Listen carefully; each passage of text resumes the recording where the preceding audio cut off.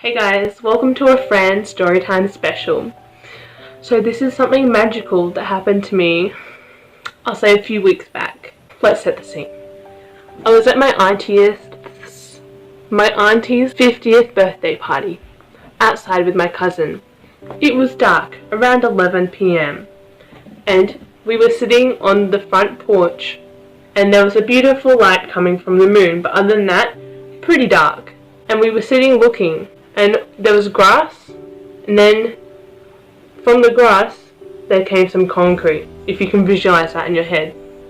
So I was just watching a slug make its progression along the concrete. You know how slugs leave a little slimy trail, silver? It was shining in the moonlight, beautiful. I was watching this slug go, quite entranced. But then something even amazing more happened. A worm started crawling out of the grass, covered in filthy little bits of dirt, but it was beautiful in its own right, and it was gradually making its way, just slow like you'd expect a worm to go. Now, if we remember from before, the slug was already on the concrete, and they were going onto the same piece of cement. It was astounding. We had these two little rodents coming towards each other. And you know what I said?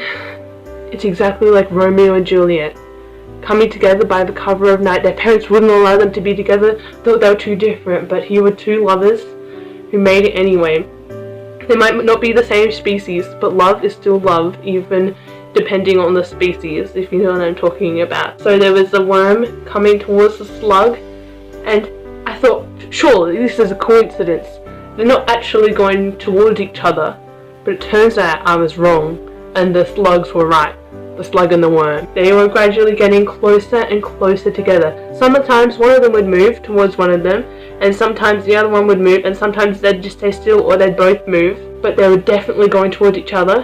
And it was taking a while at this point, so we'd been out there for like a solid 10 minutes, and I was wondering, do we really have the patience for this? I was about to get a leaf and squish them together to make holy matrimony.